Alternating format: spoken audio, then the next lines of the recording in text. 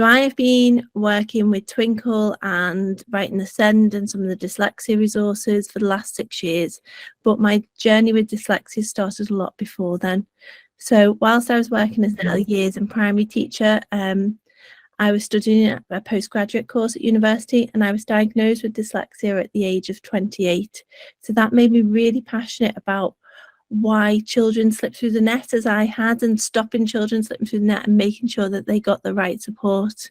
My mum had actually questioned when I was younger whether I was dyslexic, but she was told that I was too intelligent to be dyslexic. So I really want to get rid of those misconceptions and really support make sure other children don't fall through those gaps. So then I went on to study a master's in dyslexia, as well as gaining my AMDA and APC, which is the qualifications that allow me to be a specialist dyslexia teacher and assessor. I worked as a tutor and assessor, as well as advising schools and delivering training sessions to schools, to TAs, as well as the Teachers Union. So I've done quite a lot of the training for different people about dyslexia. And I now work and support university students with their academic studies. There's going to be questions that you can put in the chat, and Matt's going to collect them all ready for the end, where hopefully I'll try and answer as many questions as we can. So I'll move on to onto our session, really. So today we're going to be looking at dyslexia, looking at covering what is dyslexia, how do you identify it, and how do you support that diagnosis once you've got that. Tools for your tool bag, which I think is a really important thing, is about having as many strategies as you can in your bag. Every child's different, so you need to have a variety of strategies to make sure that you find one that works for those children. We're going to talk about visual distress, which is quite a hot topic, and then we're going to look at top tips, some useful resources, and then I'm going to answer any of your questions. So let's get on with it. So the first things first, I'm just going to ask you to put a few words in the box of what you think when you hear of dyslexia. What are your main thoughts? If you can just put them in the chat box. Any thoughts that you think of when you hear that word dyslexia? Processing issues, that's a really good one. Not being able to spell, fantastic. Difficulty reading, B's and D's the wrong way around.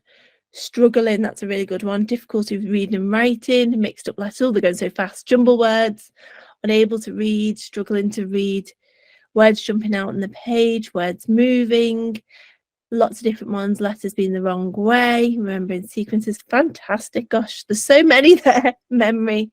So it's brilliant that you already have all got such a good starting point. So really, really good.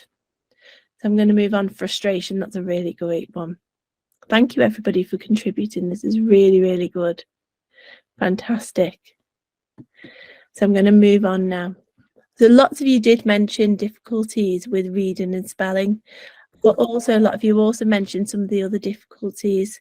So on the slide there, we've got the definition that is used actually when you're identifying someone who has got dyslexia. So it's what we use as the BDA definition, which was first developed by Sir Jim Rose, and when he wrote a report on identifying and teaching in children and young people. So it's looking at its poor phonological awareness, which is not hearing the sounds in the words. The other difficulties can include verbal memory difficulties, which can be, it's what we use to deal with what we hear.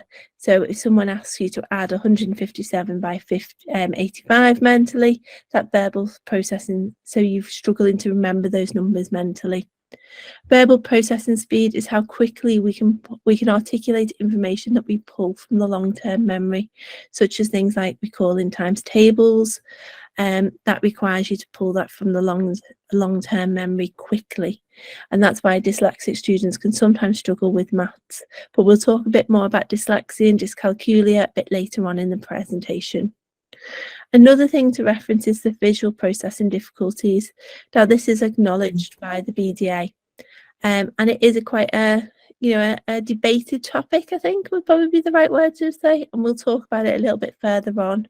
But I think what's also important to remember is that the BDA recognises the strengths that actual dyslexia brings. So those creative strengths, those interactivity strengths, those oral skills.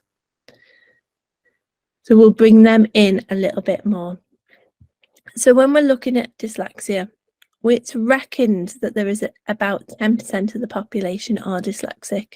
So if you think about that in your classroom, that's quite a fair few children that are dyslexic in that class.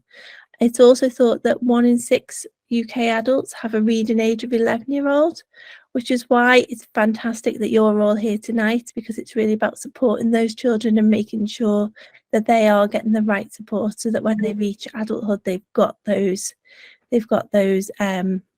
skills. And really, when I was doing my master's, a lot of the research that came through was showing how school staff react to dyslexia has a huge impact on a child's self-esteem and how they feel about diagnosis.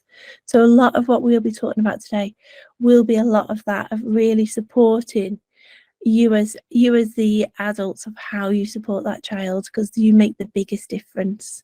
And I think as TAs, you make even more of that bigger difference. So dyslexia is a neurodiversity, and that covers all specific learning difficulties, which dyslexia is one of those. And they can overlap or overcare. So some of the things that can overlap or co-occur with dyslexia is ADHD, autism, developmental language disorder, dyspraxia, which can also be known as developmental coordination disorder, and it depends on who diagnoses it as to which name it gets, and some visual difficulties. So we'll talk a bit more about that as we go on. So I am an early years trained teacher, so I would identify children that I felt were probably going to be dyslexic as they got, they were going to get that dyslexia diagnosis as they got older. And it was really important to pass on that information, to introduce the strategies and pass on those information as children moved up through the school. And there's quite a few sort of areas that begin to show that dyslexia.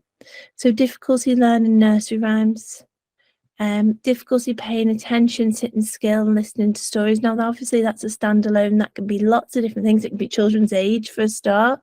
But it's if it's in there, it cares with other indicators. Difficulty being able to learn to sing or recite the alphabet. Now, my mum always says that's one that was a big one that was for me. I could not learn the alphabet. A history with a speech disorder. Muddled words, so flutterby, or I used to say guinea pig instead of guinea pig. And difficulty keeping simple rhythms. So when you're doing rhyme activities and rhythm activities and music and keeping the beat, that they really can't do that, keeping the beat. So then when you're looking at primary school, you'll see that some of those indicators still continue.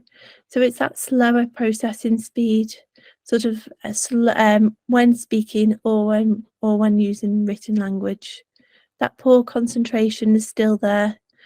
Difficulty following instructions, forgetting the words, so getting their words muddled or forgetting the word that they want.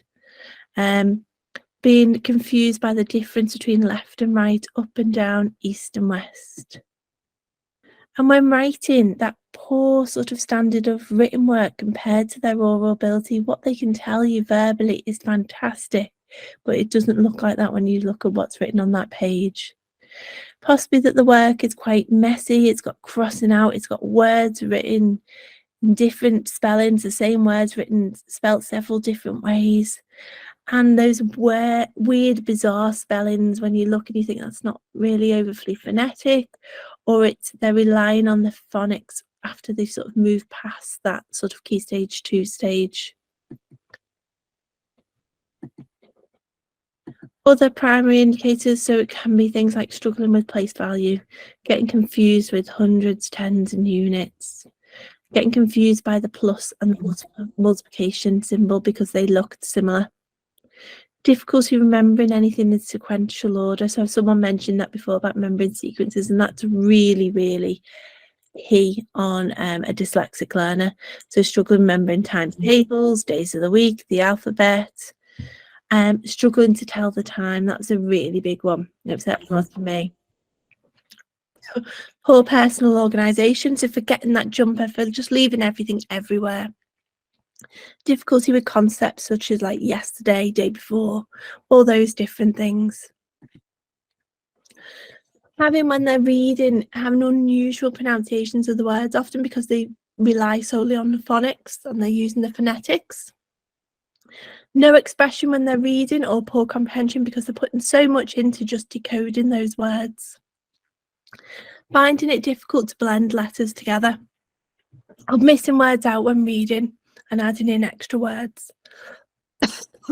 Losing the point of the story being read or written, and having difficulty picking out most of the most important words from a passage. So really not being able to get the gist of a passage. Secondary indicators might be, again, that poor standard of written work compared to oral ability, poor handwriting or badly formed letters, or often I see really, really neat handwriting for that first page, but then it disappears and it goes really scruffy. Or having to write really slowly. It's really, really neat, but then it's so slowly because it's taken so long. Spelling the same word differently on different pieces of work. Having difficulty understanding punctuation and grammar.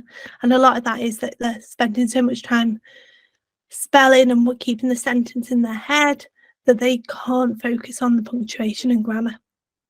Getting confused with upper and lower letters. And writing a great deal but losing that thread. In reading, they omit or they add extra words. They miss out a lot of those little words. They can read at a reasonable rate, but they have a low level of comprehension. So they can read and it seems really fluent, but then when you ask questions about it, they don't know about the text. They miss a line or they repeat the same line twice. You might find that they're still using a finger to keep their place, or a ruler or something like that to keep their place when they're reading. Have difficulties using dictionaries, directories, encyclopedias because they struggle with the alphabet, and so they can't, and the spelling of that word, so they can't find it in there. So dyslexia and dyscalculia is something we get asked quite a lot about, and they both occur independently from each other. So, but they can be co-occurring. So research shows that 40% of children that are identified with dyslexia show no signs of dyscalculia. They perform the same as their peers in maths, and actually 10% of them perform better than their peers at maths. However, the remaining 60% do have difficulty with maths. And that can be because they have specific difficulties with certain areas of maths, such as fractions, decimals, long division, multiplication, times tables, money, and time. But it's not the number skills, because dyscalculia is very much the number skills and the understanding of number. And generally, if you're dyslexic, you find it difficult because you misunderstand some of the mathematical terms and language, so that vocab is not there. You have difficulties with sequencing and processes and following a process, so following the steps of a long multiplication. You also forget. Your working memory means that those difficulties in working memory means that you forget previously mastered skills quite quickly, and we'll talk about that importance of revisiting and consolidating activities and providing that visual support as we go on. Just checking we didn't miss a slide then, because someone asked to come in at the same time. So, one of the most important things we're looking at is knowing the difference between screeners assessments. Often when I'm working with primary school children in particular, they'll say, oh, they've got a diagnosis of dyslexia. And when I ask to see the report, it's a screener. So screeners can be paper-based. They can also be computer-based. They are quite quick assessments. So a full dyslexia diagnostic assessment actually takes about 3 to 4 hours to complete. Whereas a screener can happen in sort of about half an hour. Screeners are not as accurate as full dyslexia assessments. They do not show how the learner got the answer and the strategies that they use behind them. So I often find that very bright children can pass a screener, but actually on a full diagnostic assessment, they will get a diagnosis. I also find if screeners are computerized, humans are always better because they're not unpicking how the child got that answer and the strategies that they use behind it, because it might be that they get the right answer, but they have fantastic, weird and wonderful strategies that allows them to get to the right answer, and it's those compensating methods that show you that there's dyslexia and it's not natural, it's not there.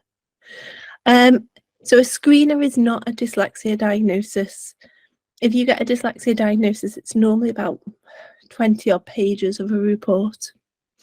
And it will not, but it will give you an idea that a dyslexia full assessment needs to occur.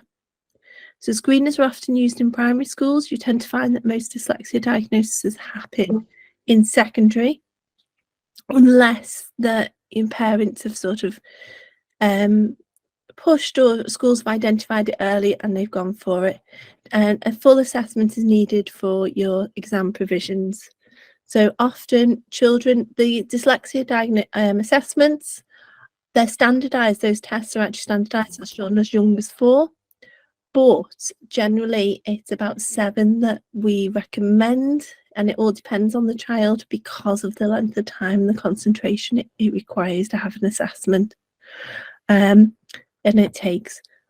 So they're the differences, and really not being aware of those, particularly that whether your child or whether the child you're working with has had a screener or has had a full dyslexia diagnostic test.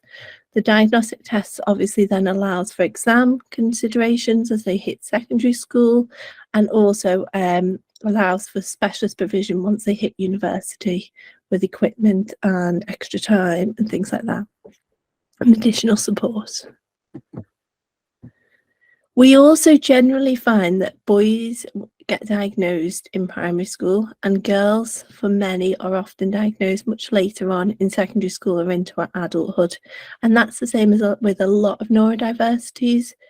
Girls develop compensation techniques and are able to mask their difficulties more so. But however, although at the moment, it shows that it's more boys are diagnosed, actually the British Dyslexia Association reckon that there is about equal. It's just that girls are not getting diagnosed at the same rate as the boys. So one of my big passions is really about supporting self-esteem and allowing dyslexia to become a positive part of self-diagnosis. So my master's dissertation was in the different factors that affected dyslexic learners' self-esteem, and studies have found that children with learning difficulties are more likely to experience feelings of anxiety, depression, and low self-esteem. But the positive thing is that you as the adult, you are the big protective factors, and that is determines how a child feels about their self-esteem is how the adults and their peers react to that diagnosis. So I've put a couple of studies on the slide, but really they show that it's you as the adult, you are the one that has the really big positive effect on whether a learner has a positive view of being dyslexic, or whether they find that it is a negative part and something that is always going to present challenges and it doesn't bring any strengths for them. So we've put some useful tools on here that are to help with that sort of developing that positive sense of self, and supporting with that dyslexia diagnosis, because one of the key things is explaining to children that actually, yes, it brings difficulties, but it also brings some strengths. So the top picture there is a tool that we've got that's called Supporting a Dyslexia Diagnosis. And it allows you to work through the PowerPoint, which gives the learner a greater understanding of dyslexia and the strengths it brings. And then the booklet that's attached is also sort of signposts through different strategies they can use and where to understand their dyslexia a little bit more. Previously, this resource was actually called Dyslexia My Superpower, but there are 2 schools of thought. One is that referring to it as a superpower diminishes the challenges that a learner faces. So we have actually changed the title about it. But I think the most important thing is about knowing the child you're working with and enabling them, however you do that, to become a positive part of their self-identity and recognise the strengths that it brings. But you've also got to acknowledge the differences in the way that they learn and the challenges that it brings, and provide the correct support to support them. The second image below is the British Dyslexia Association video called Seeing Dyslexia Differently. Now, this is aimed at probably Key Stage 2, Key Stage 3 children. And it's a really fantastic video that was developed by the British Dyslexia Association that really explains dyslexia to a learner. And it explores both the challenges and the strengths that dyslexia brings. Now, Twinkl Inclusion have actually worked in partnership with the British Dyslexia Association to create some further resources to support this video, which I think Matthew's going to put as well in the links below. We also worked with the British Dyslexia Association with Dyslexia Awareness Week, and we created some videos and we created some resources that support peers understanding dyslexia and how they can support their friends with dyslexia, because again, the research is showing that it's a really good resource to support peers. If peers understand dyslexia and they know how to support it, then actually that child with dyslexia's self-esteem increases. So what do you do as a TA if you notice a child you're working with has got dyslexia? I think the most important thing is speaking to the class teacher, seeing those that views are echoed, talking to the Senko, looking at arranging screeners, introducing the graduated approach, and it does take time, but hopefully some of the strategies we're going to go on to next will be things that you can introduce in your sessions with those learners and really begin to develop their skills and their knowledge.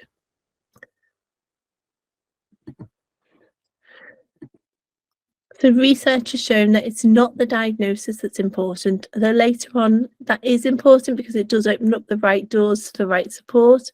But really it's the adult that's important, because it's about giving that child the right strategies, the right knowledge, and the positives and the challenges that really can develop that child's self-esteem and can really be the most important factor. So that's great that you're all here tonight.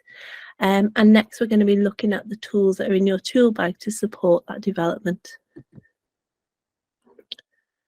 So the most important bit, what should be in your tool bag? So for early years, it's about giving children lots of experience of nursery rhymes. Songs and rhymes are vital because they enable children with dyslexia to develop their phonological awareness, because research has shown that the brain of a dyslexic person finds it difficult to hear speech rhymes and speech timings, and they have difficulty in perceiving musical rhymes. Therefore, in early years, it's important to provide children with rhyme and rhythmic activities such as keeping the beat, tapping out syllables and names, nursery rhymes, songs, because it all develops the brain's ability to support that phonological awareness. Also being aware of any speech and language difficulties developing, and I know post-COVID for early years there is an awful lot of speech and language development there that's waiting for speech therapists, and lots of support we're having to put in schools. So there is a link there, because there is a large body of research showing that speech and language difficulties in early childhood lead to later literacy problems. So really putting that support in, making referrals to speech and language, putting in your own speech and language support while you're waiting for those referrals, to make sure that you're supporting that reading development in school. If a child, another one is being aware of glue. So glue is a condition where it can affect a child's hearing, but it can be sporadic. So if a child's not hearing speech sounds due to glue, they're not developing the exposure to speech sounds, which is not allowing their brain to develop that rhythmic patterns. Support that slower verbal processing by using visual prompts such as objects of reference, pictures to support instructions, and prompts in continuous provision. It also reducing your language so that there's less language to process, and supporting it with gestures and signing even to support. Developing working memory by playing things like Kim's game and other memory game activities that's requiring that child to hold those ideas in their head and then remember and be able to recall them. And most importantly, I think as well, is giving lots of phase 1 phonics experience. So having that, hearing the environmental sounds and using sound discrimination skills to really sort of develop their knowledge. I think, and remembering that for all children who are dyslexic, they are working at a harder rate. So remembering they'll tire quicker, and obviously the younger they are, the quicker they're going to tire. So making sure that you're giving short sessions and you're giving lots of brain breaks. So once they get to primary school, how are we best going to support them? So again, it's that visual prompts, those visual reminders. So it might be which way on the table, which way the letters go, so your B's and D's, your G's and D's, all of those, remembering which way they go. Providing those spelling prompts as well, you know, for those common exception words, those tricky words, allowing them to be on the tables so that children can be independent in their learning and giving those, but also visual for instructions, remembering that children are going to struggle with that verbal processing, so reducing your instructions down, giving those verbal prompts. Another one that I always found was when I was teaching is that carpet gap. It's amazing. So you can have a dyslexic child on the carpet who is fantastic. They get the activity, they're really articulate, they're giving you fantastic answers. But the moment they walk away from the carpet and they've negotiated finding their book, negotiated the chairs, finding their place, they've had a chat with their friend, they've sat down, they've opened their book and they've got to the first clear page, that carpet gap, it means that they've disappeared what they were asked to do and they don't know what to remember.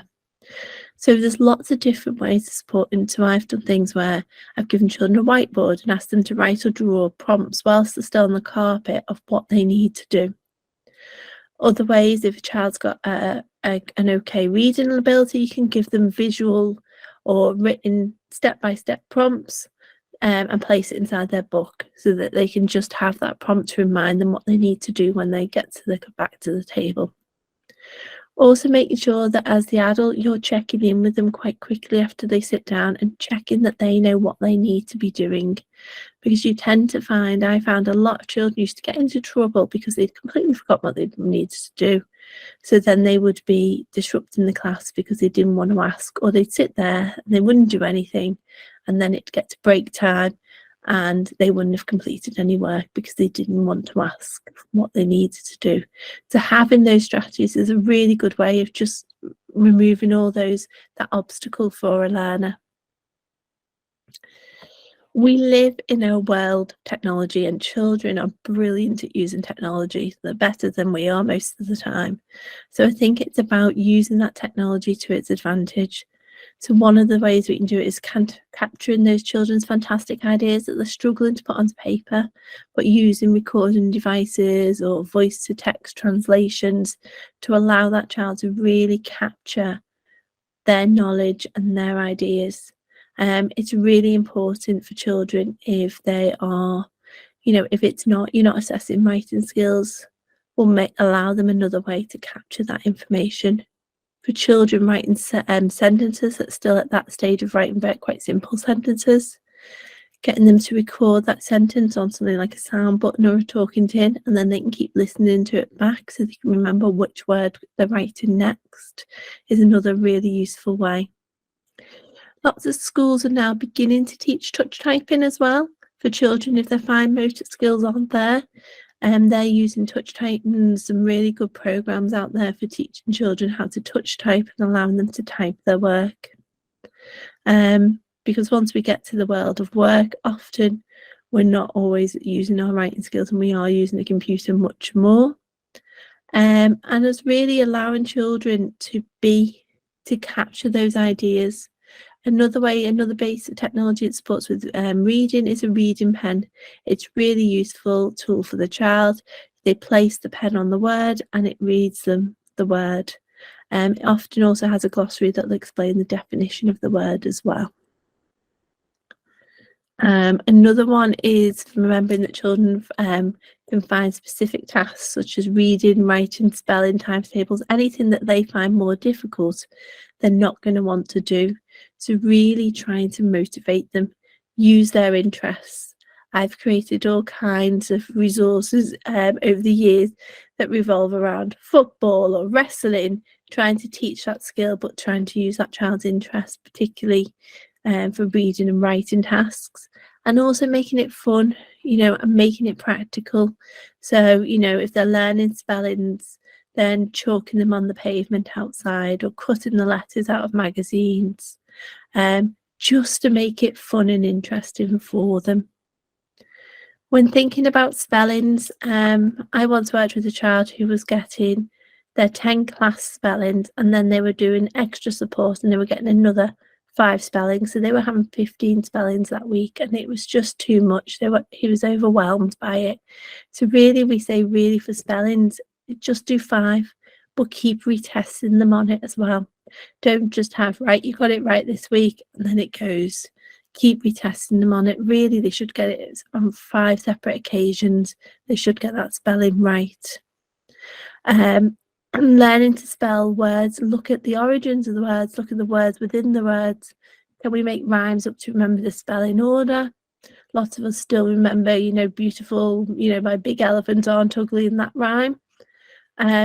On Twinkl Inclusion, there is a spelling pack available that sort of gives lots of different strategies for supporting that spelling words and checklists of how you can check off when you've tested that word and do they remember it. Another big one is using all the senses, so using that multi-sensory approach. The brain uses, every time you use a different sense, using a different part of the brain, and it helps that memory. So you're writing things in different colours, using images to associate with spellings, giving practical activities, so actually building or making it, and that auditory as well of listening, so listening to spellings, maybe they're recording them on the phone and listening to it, and using the sort of those senses that are strongest in that learner. As mentioned before, so children with dyslexia often have memory issues, so they need that opportunity to overlearn and revisit information regularly. So it's, schools now move on a faster pace and children aren't allowed as much consolidation time. But our learners who are dyslexic need that consolidation time. They need to be able to revisit and practice those skills. Often as well, learners don't remember all the steps at once with math problems, and I know that's one of the questions we've had. So it's really about breaking it down into achievable steps, giving those visual reminders of those steps. And also a larger task can be overwhelming. So again, just breaking it down and making it feel achievable to that learner. Once you get to secondary, it's a lot of the things as well is about you're working on younger objectives, but you've got older learners.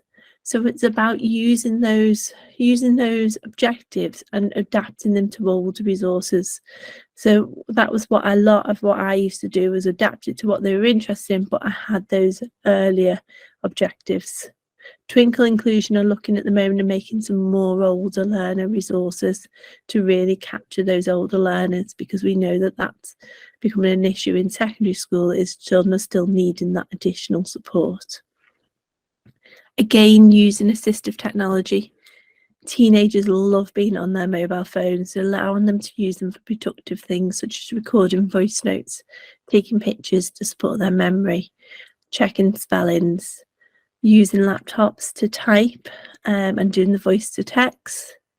Reading, allowing as well that Word now can read information, so it can read it back to them so they can hear their mistakes.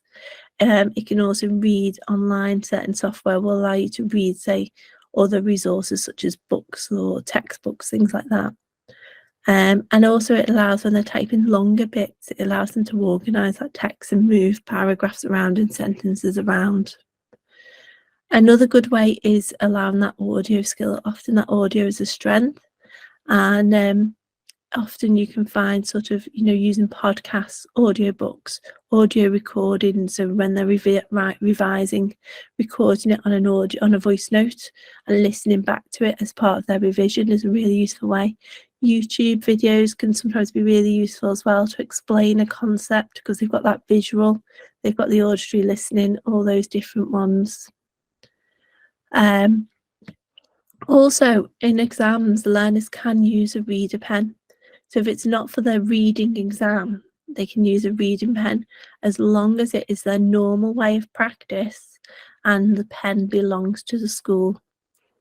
So that's another really useful thing about using these, whatever you want a child to be using in an exam, say for their GCSEs, making sure that that's a normal way of practice in the classrooms generally before they sit that exam, because then it's allowed to be used.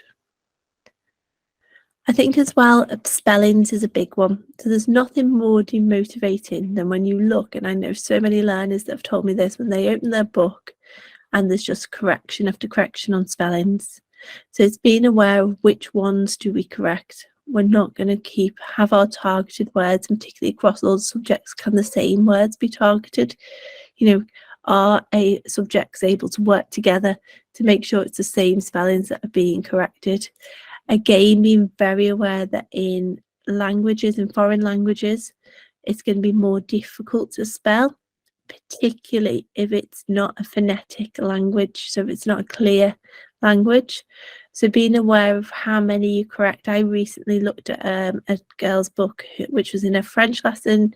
She's been assessed for dyslexia, and literally the book was just filled with spellings. Well, actually, verbally, her French is apparently excellent. So being really, really aware of what the spellings are. Another way of doing that is having that key vocabulary for that subject, having it as a sort of an insert in the book. It's better if it's not stuck in, so the learner can pull it out and look at it and use that to find the right spelling. Because obviously the working memory struggles if it's having to flick to, say, the front or the back of the book, try and remember the letters and then move it back to write it. So it's better if they pull it so it's right next to them. Scaffolding writing is a big, big thing. So giving templates, giving structures, breaking it down for those learners so that they really understand what should be in which part. Another skill that is quite difficult is that summarising. So being able to read a paragraph and then verbally summarise it, and that takes a lot of practice. It's about identifying those key words. It's about being able to have the opportunity to read it several times, and it's a skill that really, as adults, we have to support with, because it is a really big skill. Another one that we mentioned earlier, and it still applies when you get to secondary, is using visual supports, so breaking down those steps. Having those, and having them subtly, because obviously once they get to teenagers, everything's embarrassing. They don't want that support to be really, really obvious. So having it in the books, breaking down those steps, additional reminders of what they need to do. They are just stuck in on the page they're going to work on. It's just giving them those reminders of those steps. If it's maths or, and it just breaking it down, those tasks, and having those real visual reminders there. I know someone's just asked about Erlen's. This is the next little bit we're going to go on to. So let me just pull my notes up. So visual distress is something that can affect some dyslexic learners. Visual distress, or also known as Erlen's syndrome, is a co-occurring condition. So not all children who have a dyslexia diagnosis will have visual distress. And there are lots of conflicting research about whether overlays actually work. However, the latest research that was published in February this year actually says that they can be effective for some dyslexic learners. But what's the real key is that it's not the only strategy used. So you've got to use all the other strategies we've just talked about, as well as the visual distress strategies if they're relevant to those learners. So When you're looking at visual distress, it's important to ensure that the text you're using is well spaced, it's non-cursive, and it's large. Tiny little writing is really difficult to keep your place. You get lost. For some learners with visual distress, the letters jump around on the page, but for myself and many learners, they get lost in what's called the rivers. So the gaps between the words and the paragraphs form what's called rivers. And so they get lost there, and it struggles to keep your line and so it's about being aware. So a reading group, and also being aware of the font you're using. Now, ironically, years ago we were all told that Comic Sans was the best font to use. Now, a study was conducted in 2021 by the Readability Group, and they looked at 20 different fonts. The ones they found were the worst performing ones were the ones that were actually designed for dyslexic learners. So Open Dyslexia, Comic Sans. And the best ones were actually BBC, Rafe Sans, Veranda, Ribo, and Calibri. So we actually, as Twinkl, we did some research ourselves, and you might have seen our questionnaire that was put out, which we were looking at what fonts dyslexic learners found. And actually they all said that they found Comic Sans the most beneficial. So I think the real key message is work with your learner. Find out which fonts work best for them. Twinkl do provide a resource for dyslexic learners, and we do provide that font, but see whether that works for your learner, and just play around with fonts until you find one that they find easiest to read. It's also really handy to have things at 1.5 or double line spacing. That really reduces that visual distress and supports with that tracking when reading. Now, some pupils may actually use coloured lenses rather than overlays. I do myself. It's much more useful in terms of being able to see, and you don't have the hazards of overlays give. But being aware that that has to be prescribed by a specialist optician to be able to do the coloured overlays in the glasses. But overlays will also support, but if in an overlay, if there is a crease in that overlay, please don't use it. It becomes more distracting than useful. So making sure if you have got a learner using overlays, they're stored properly to make sure they don't get those creases. If you've got a learner who isn't using overlays but still's got those visual distress, making sure you don't use white paper. White and black text is the worst. That you're highlighting lined paper, and that you're really supporting those pupils with that learning and development. You can also highlight the lines as well. Another thing to be aware of is that the colour can change, so it's checking in with dyslexic learners regularly. Is that colour still working for them? Now, for those who have visual distress, some of these techniques make a massive difference. I recently was working with a girl, and we introduced an overlay, and she was just amazed. She was like, and her mum was like, "Why? What's the difference?"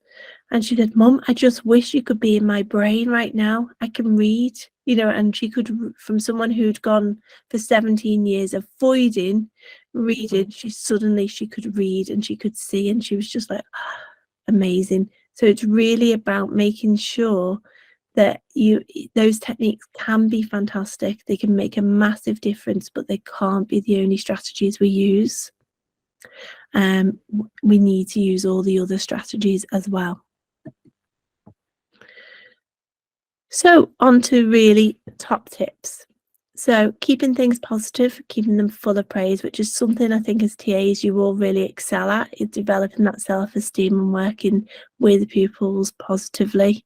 Showing learners how far they've come and saying to them, do you remember when you couldn't do this now? And now look, now we've been working at this, you can now do this.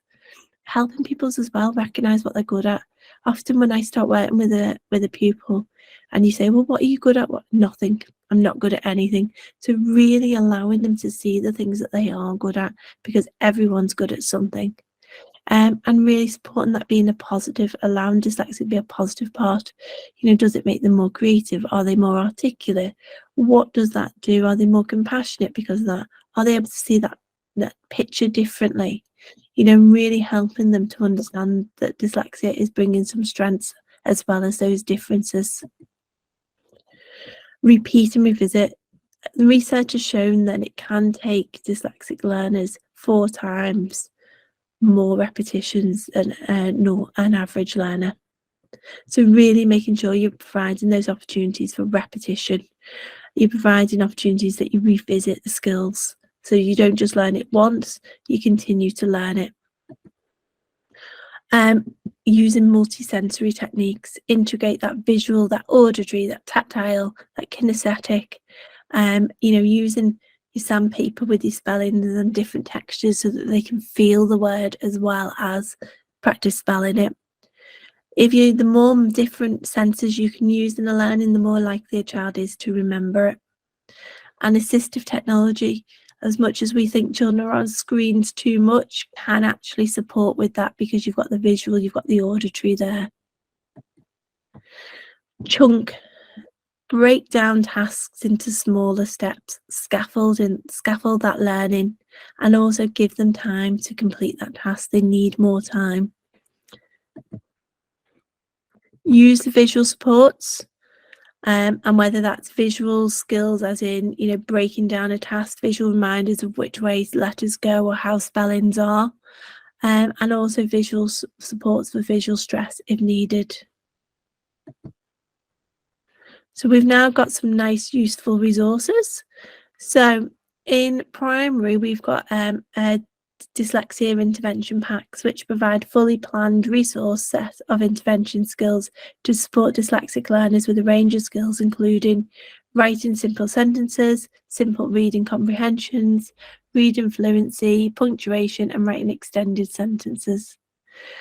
Also, we've got on the right, the pack that's there is a Key Stage 2 dyslexia awareness pack, which is really good at giving a variety of materials and helping all pupils understand what dyslexia is and how they can support their peers with dyslexia.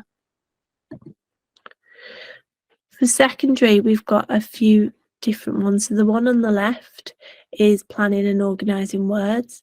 In this pack, we share a range of ideas and resources to support children in planning and structuring their work.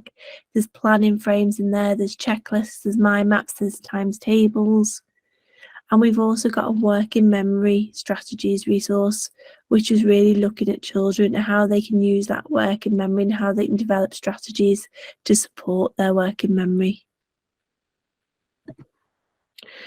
Adult guidance. So when you're completing support plans, it's really important that those SMART targets are really broken down, they're achievable, to help the child's self-esteem.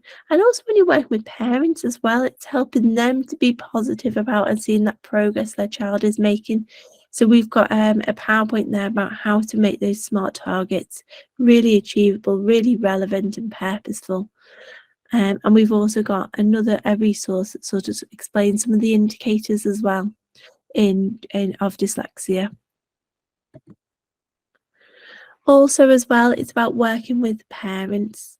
You know, it's important when you're working with a child's parent or their guardian that they often will be feeling overwhelmed and not sure how best to support their child. They themselves could also be dyslexic, as there is thought to be a genetic link as well. And they may not have had the best school experience themselves, so they'll be quite anxious for their child. So we have produced several resources on supporting parents and answering those questions that they'll often ask. And I think that's another real sort of key part and something that TAs are brilliant at, is that real linking in with parents and supporting them as well. So we have got a new free dyslexia taster pack, which was only created last week. So I think Matthew's put the link in the box, and it's got lots of different and range of some of the resources we've talked about today, just a range of resources to support you on your dyslexia journey.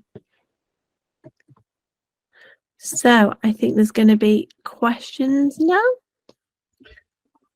Hi Sarah, thank you very much for that. Oh, my camera's still off. Thank you very much for that. I've even had my my wife sat here listening to you. She's been engrossed in it all as a teacher in school, so she was like, oh, that's a good idea. So we've got quite a few questions to go through, so we'll try and get through them as quickly as we possibly can. I apologise if I'm repeating anything that's already been said, so we'll just go through it. How do I get a dyslexic learner to engage with read, write, ink, etc.? She insists it's too babyish for a 12-year-old.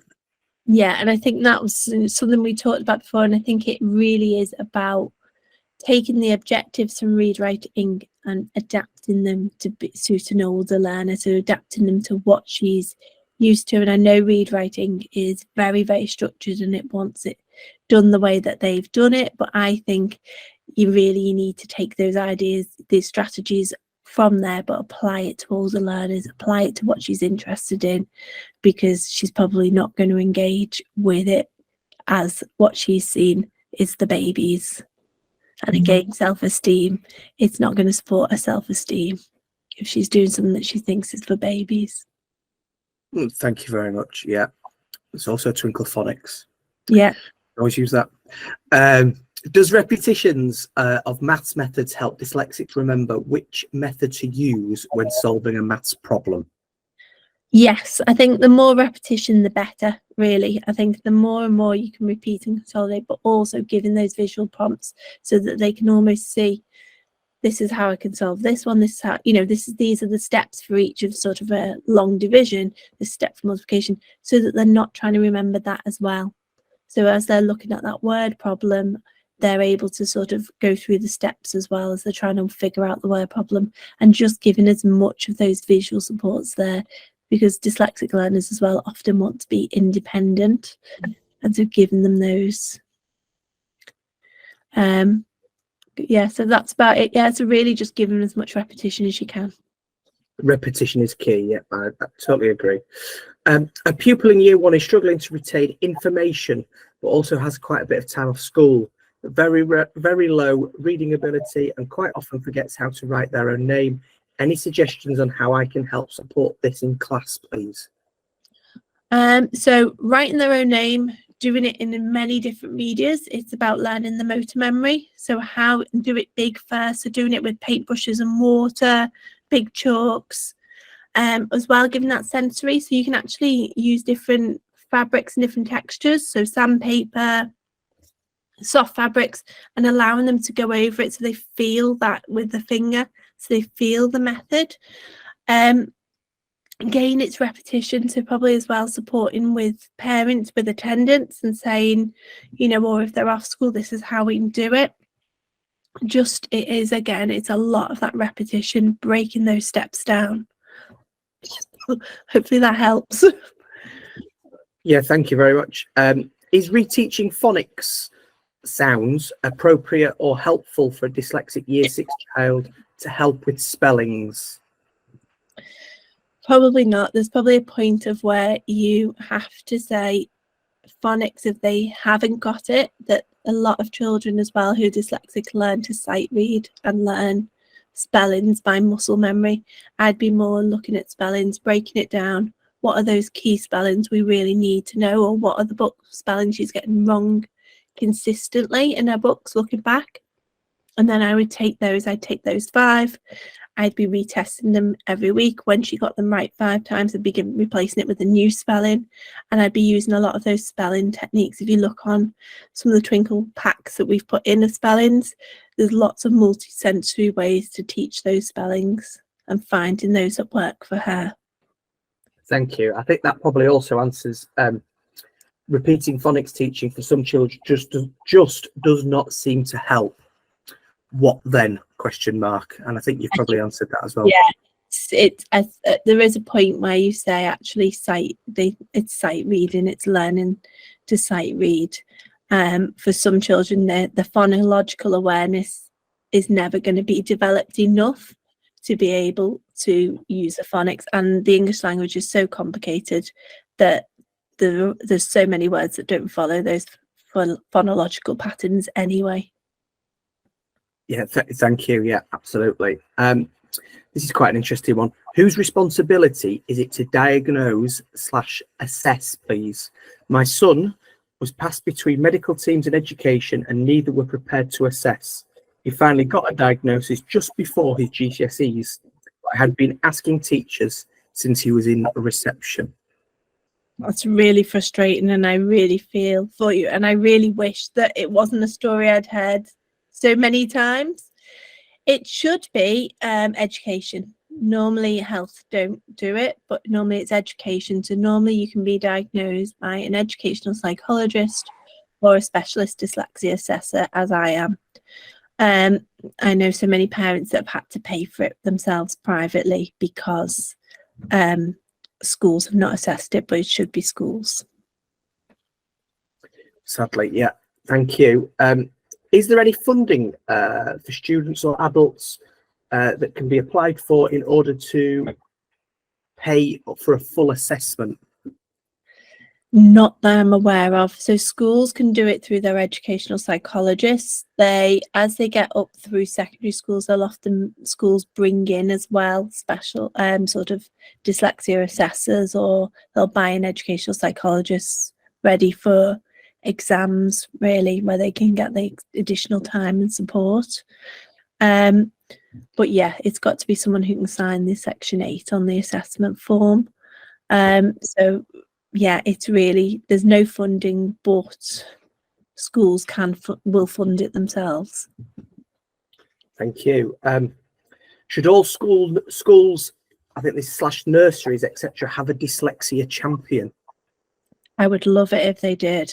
They really should, and I would love it if they absolutely did. You know, definitely.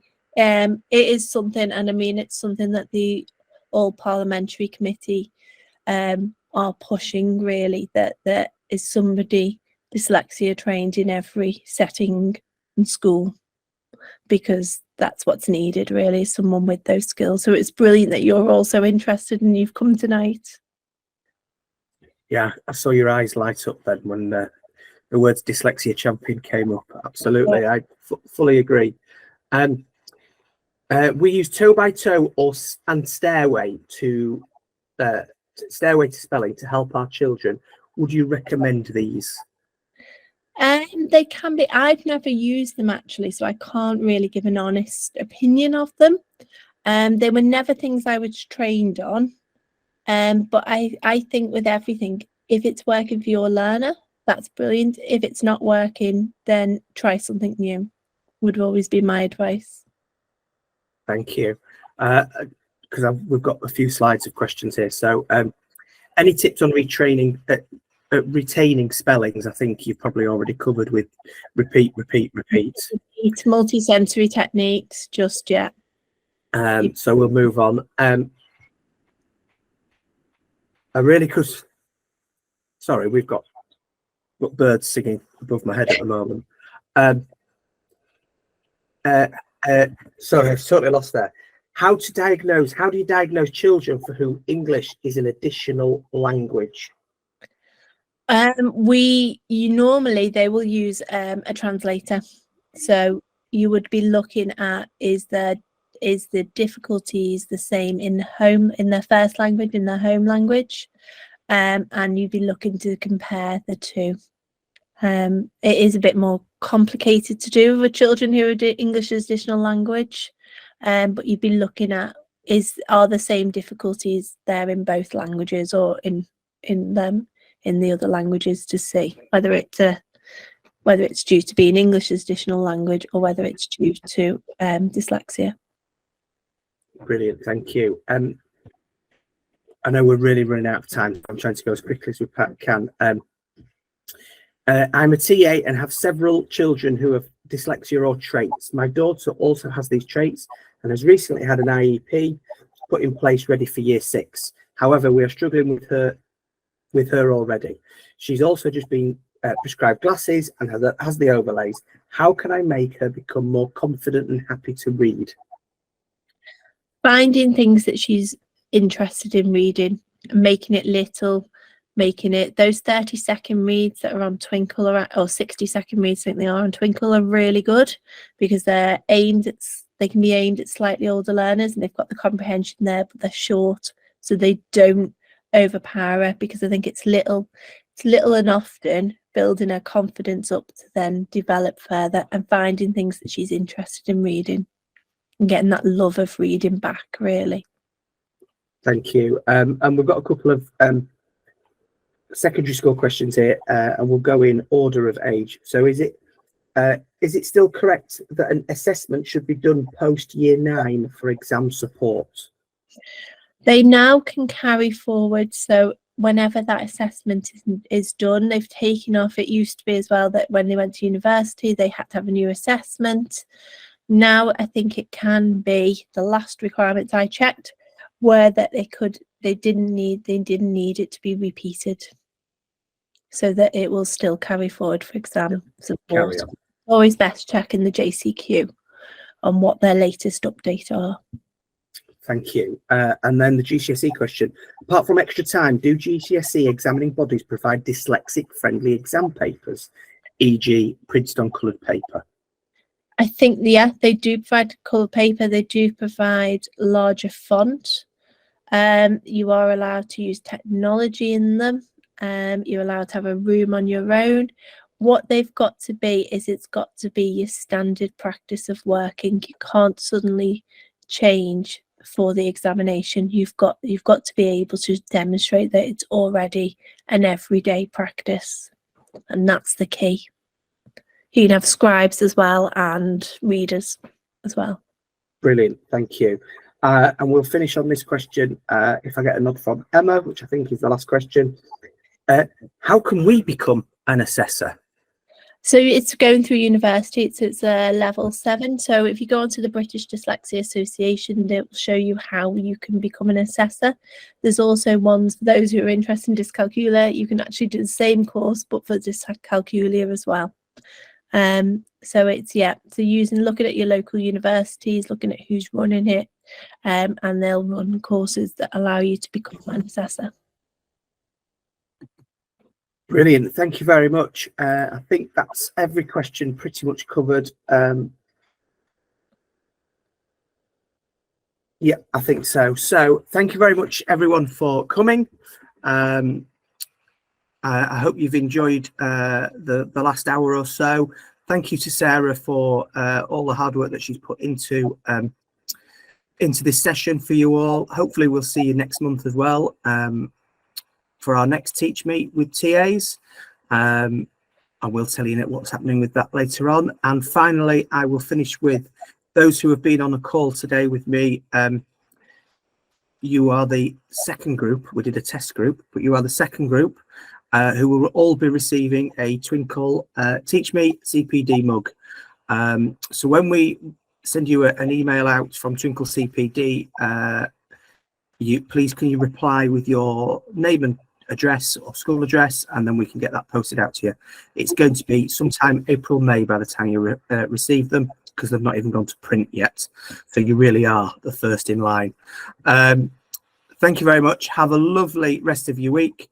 See you all soon. Take care. Bye-bye. Thanks, everyone.